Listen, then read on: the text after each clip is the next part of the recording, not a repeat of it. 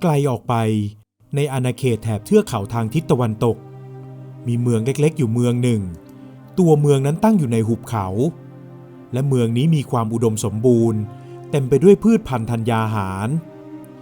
เมืองเล็กๆแห่งนี้ปกครองโดยเจ้าเมืองที่มีชื่อว่าท้าวศรีลโชติและท้าวศรีลโชตินั้นปกครองชาวเมืองด้วยความเมตตาปราณีทำให้ชาวเมืองอยู่ร่วมกันอย่างมีความสุขเรื่อยมาจนกระทั่งมีข่าวส่งมาจากอโยธยาว่าให้เมืองแห่งนี้จัดส่งธิดาเพื่อไปเป็นนางสนมของพญาอนุชิตจักริดพิพัฒน์พงษาที่เมืองลพบุรีนับตั้งแต่ได้รับสารที่ส่งมาท้าวศรีลโชติก็รู้สึกไม่สบายใจเลยแต่ก็ไม่สามารถปฏิเสธพระประสงค์จากข้อความในสารที่ทหารจากอโยธยานำมาส่งถึงในเมืองได้เพราะสารนี้มาจากพระรามที่ทรงปรารถนาจะเฟ้นหาสาวงามทั่วแคว้นดินแดนให้ไปเป็นสนมของทหารเอกคู่ใจพญาอนุชิตจักริดพิพัฒน์พงษานั้น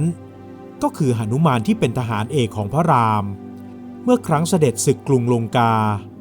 แล้วพระรามได้สถาปนาให้หนุมานนั้นเป็นพญาอนุชิตจักริดพิพัฒน์พงษาและมอบเมืองอโยธยาให้หนุมานปกครองด้วยครึ่งหนึ่งด้วยความรักใคร่ในทหารเอกคนนี้เมื่อเห็นว่าหนุมานไม่ยอมรับในสิ่งที่มอบให้พระรามจึงตัดสินใจยกเมืองลพบุรีให้หนุมานไปครอบครองแทนพร้อมกับจัดหานางสนมอีก 5,000 คนให้กับหนุมานอีกด้วย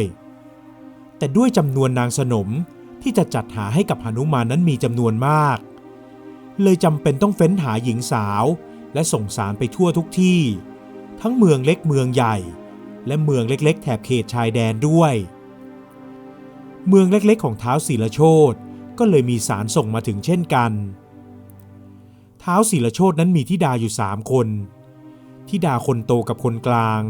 ได้แต่งงานไปกับลูกชายของเจ้าเมืองเล็กๆในแถบเทือกเขาแห่งนี้คงเหลือแต่วัญจลีธิดาคนสุดท้องที่เพิ่งจะอายุได้18 ปีเมื่อไม่นานมานี้เองเมื่อท้าวศรีลโชติอ่านเนื้อความในสารจบเขาถึงกับถอนหายใจเพราะไม่เข้าใจว่าทำไม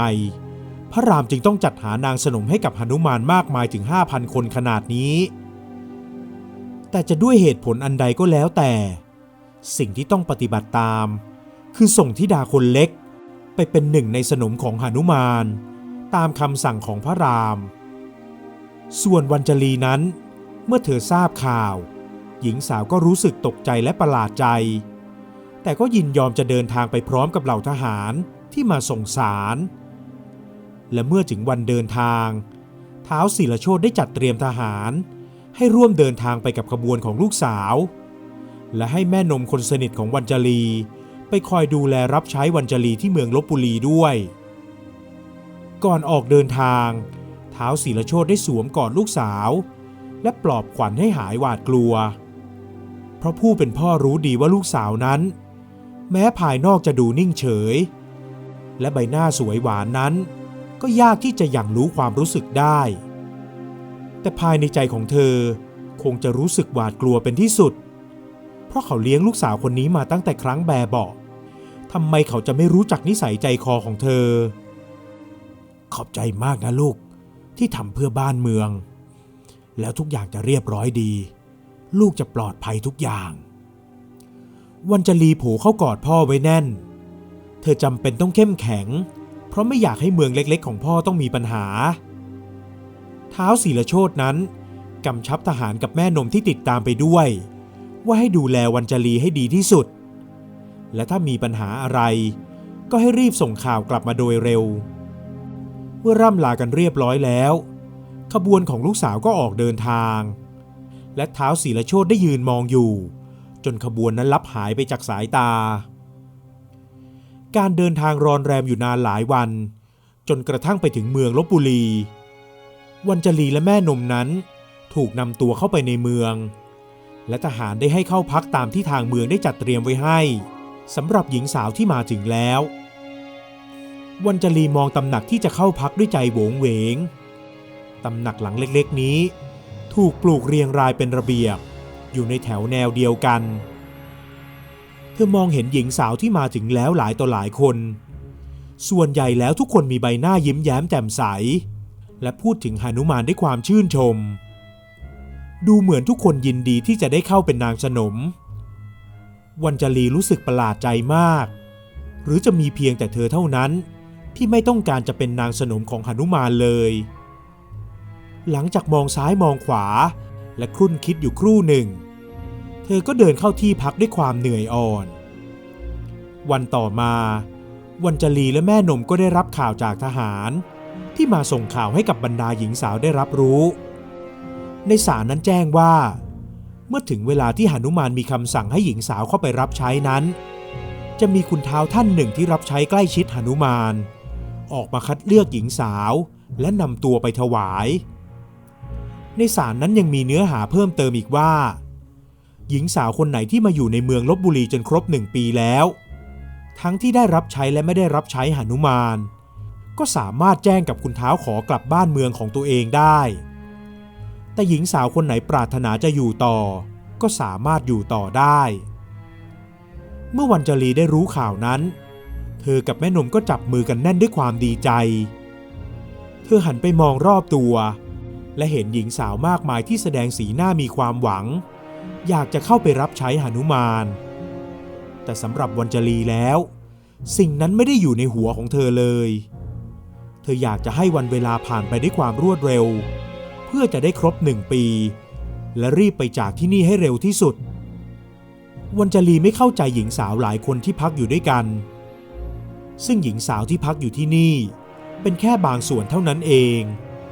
เพราะหนุมานได้จัดเตรียมที่พักไว้ให้หญิงสาวในหลายๆสถานที่ภายในเมืองลพบุรีเธอไม่เข้าใจว่าทำไมหญิงสาวหลายต่อหลายคนต้องการที่จะเข้าไปรับใช้หนุมานกันนักเธอรู้แค่ว่าหนุมานนั้นเป็นลิงที่มีขนสีขาว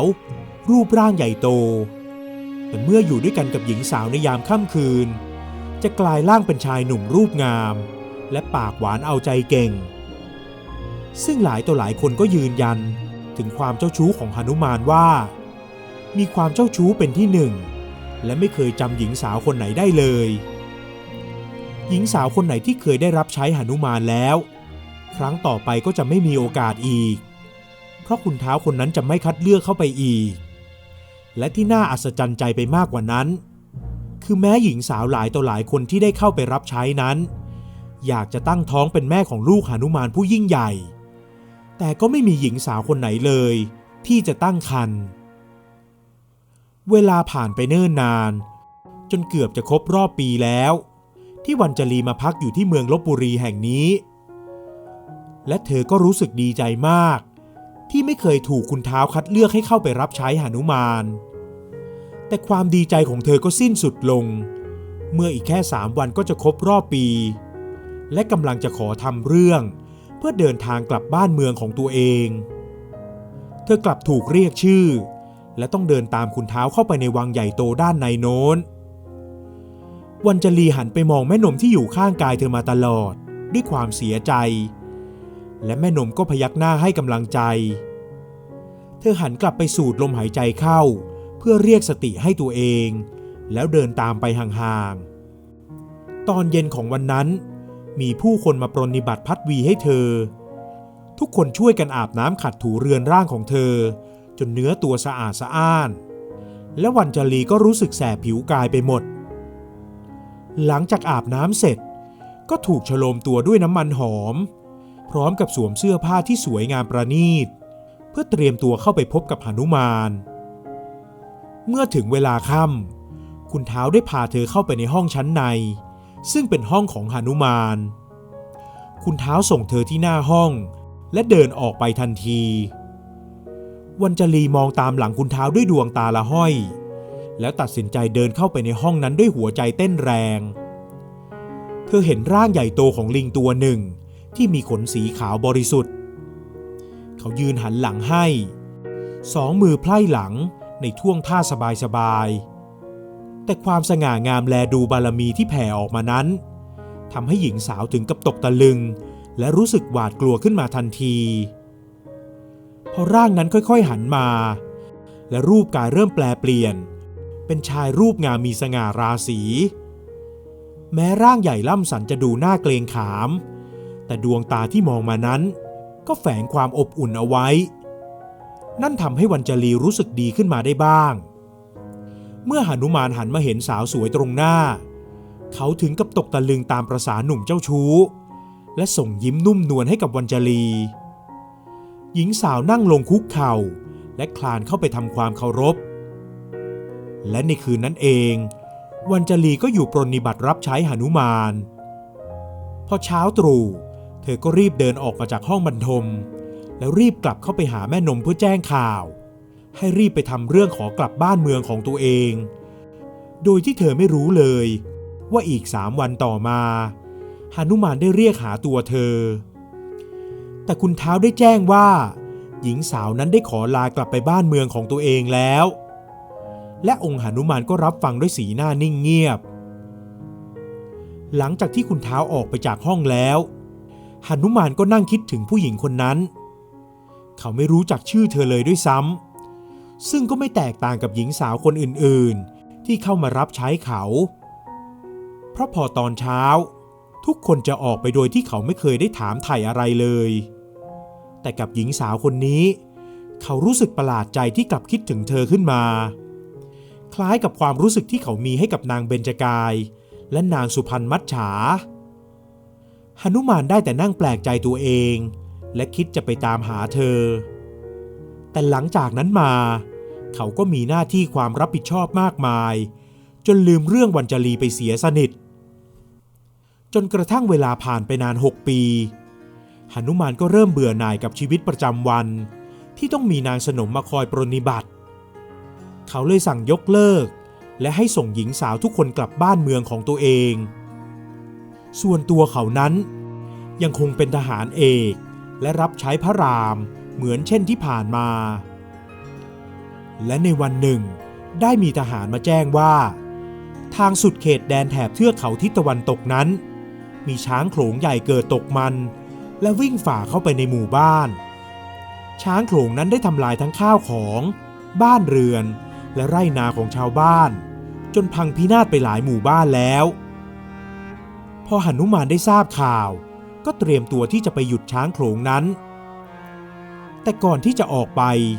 ก็ได้มีทหารอีกกลุ่มเข้ามารายงานว่าช้างโขลงนั้นได้ถูกลิงสีขาวจัดการจนหนีหายเข้าป่าไปหมดแล้วและลิงตัวนั้นเหมือนจะเป็นลิงเด็กด้วยแต่กำลังวังชาไม่ธรรมดาเลยซึ่งมีความคล้ายคลึงกับหนุมานในหลายๆอย่างพอจัดการกับโขลงช้างได้สำเร็จก็สิ้นลมนอนตายอยู่กลางหมู่บ้านแต่พอมีลมพัดมาถูกเนื้อต้องตัวก็กลับฟื้นคืนชีวิตขึ้นมาอีกหนุมานนั่งฟังเรื่องราวอย่างนิ่งเงียบและรู้สึกประหลาดใจมากที่เมืองของท้าวศรีลโชตินั้นผู้เป็นตารู้สึกตื่นเต้นดีใจที่หลานชายได้ฟื้นคืนชีพเพราะหลานชายนั้นอายุได้เพียง5 ขวบกว่าเท่านั้นแต่ออกไปปราบโขลงช้างใหญ่ตกมันได้สำเร็จท้าวศรีลโชตินั่งกอดหลานชายบนแท่นนอนด้วยความรักใคร่ย้อนกลับไปเมื่อครั้งที่วัญจลีเดินทางกลับมาจากเมืองลพบุรีและกลับมาพักได้ไม่นานก็ได้รู้ว่าตัวเธอนั้นตั้งครรภ์ท้าวศรีลโชติได้แนะนำให้หญิงสาวส่งข่าวไปบอกหนุมานเพราะเขาเชื่อว่าหนุมานนั้นต้องไม่ปล่อยปละละเลยเลือดเนื้อเชื้อไขของเขาอย่างแน่นอนแต่วัญจลีบอกอย่างหนักแน่นว่าไม่ต้องแจ้งข่าวไปเพราะเธอสามารถเลี้ยงดูลูกได้เธอเป็นถึงธิดาของเจ้าเมืองและมีทุกอย่างพร้อมสับสำหรับลูกที่จะเกิดมาอยู่แล้วแม้บ้านเมืองที่อาศัยอยู่จะไม่ใช่เมืองใหญ่โตอะไรแต่ลูกที่จะลืมตามาดูโลกนั้นก็เป็นถึงหลานของเจ้าเมืองดังนั้นเธอจึงมั่นใจว่าเมื่อลูกเกิดมาลูกของเธอจะไม่ขาดสิ่งใดๆเลย1 ปีผ่านไปวัญจลีก็คลอดลูกออกมาเป็นเพศชายตอนออกมาจากท้องของเธอนั้นก็ดูปกติเหมือนมนุษย์ทุกอย่างแต่พออายุได้2 ขวบในวันหนึ่งเธอได้พาลูกชายไปเดินเล่นที่อุทยานและมีงูตัวใหญ่กำลังเลื้อยเข้ามาหาเธอลูกชายที่อายุแค่2 ขวบกลับกลายเป็นลิงน้อยขนสีขาวแยกเขี้ยวคำรามและกระโดดเข้าไปจับงูตัวนั้นขว้างไปสุดแรงจนงูตัวนั้นนอนตายอยู่ข้างก้อนหินในอุทยานนั่นเองวัญจลียืนมองตาค้างเพ ราะคิดไม่ถึงว่าลูกชายของเธอจะเป็นแบบเดียวกับพ่อทุกอย่างและหลังจากนั้นมาลูกชายของเธอก็กลายร่างเป็นลิงอยู่บ่อยๆทั้งชอบซุกซน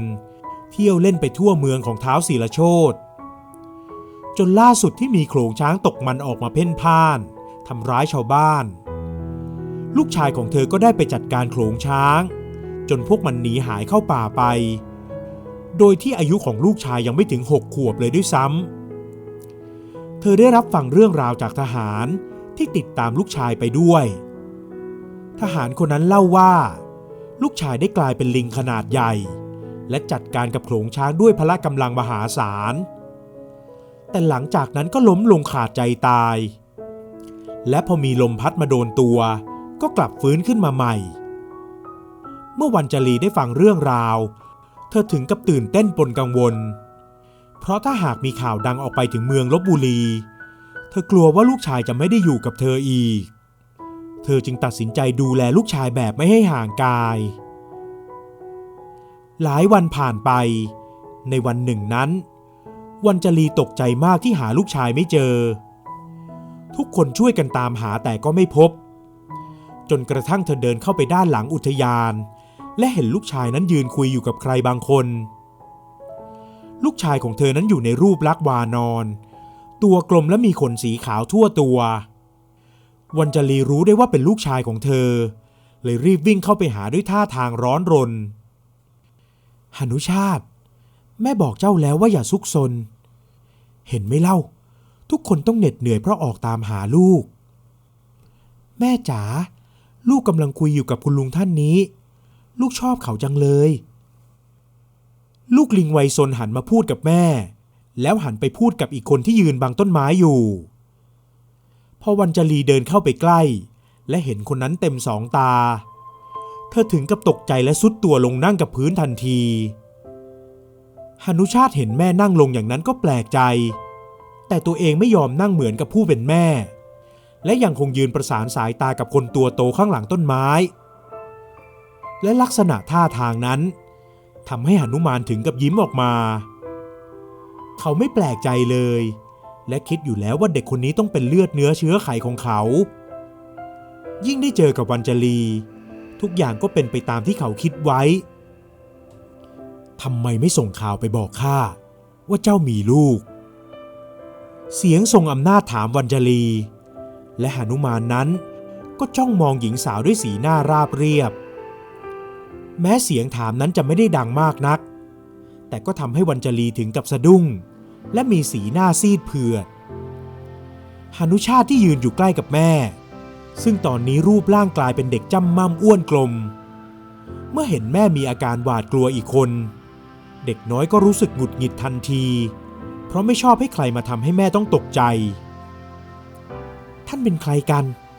มีสิทธิ์อันใดมาว่ากล่าวแม่ของข้าน้ำเสียงเล็กๆซึ่งขัดกับท่าทางที่เอามือกอดอกและทำสีหน้าจริงจังนั้นทำให้หนุมานถึงกับหัวเราะออกมา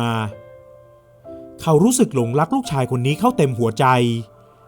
และเขาก็ไม่ได้โอบกอดลูกชายวัยเด็กมานานแล้วเพราะอสูรพัดที่เกิดกับนางเบญจกายและมัจฉานุที่เกิดจากนางสุพรรณมัจฉานั้นได้เติบโตเป็นหนุ่มกันหมดแล้วนับแต่นี้ต่อไปชีวิตของเขาคงมีความสุขและสดใสมากขึ้นพ่อไม่ได้ว่ากล่าวแม่ของเจ้าพ่อแค่ถามหนุชาติทำสีหน้างุนงงกับคำพูดของหนุมานส่วนหนุมานนั้น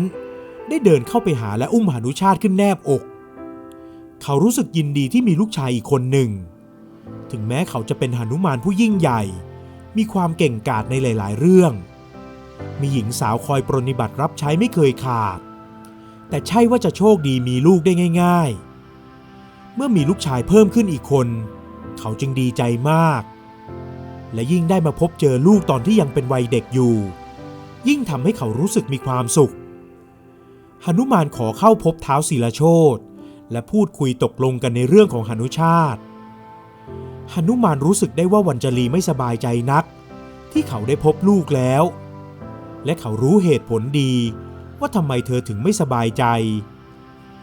หนุมานจึงได้ให้คำสัญญาว่า จะไม่เอาตัวของหนุชาติไปจากเธอแต่เขาขอทำหน้าที่พ่อดูแลอบรมและสอนวิชาต่างๆที่หนุชาติควรจะได้รับตามสิทธิ์ของความเป็นลูกซึ่งวรรณจรีก็น้อมรับในคำขอนั้นหลังจากนั้นมาหนุชาติก็ไปมาระหว่างเมืองลพบุรีกับเมืองเล็กๆของแม่จนกระทั่งเติบโตและมีความเก่งกล้าสามารถไม่ต่างจากหนุมานเลย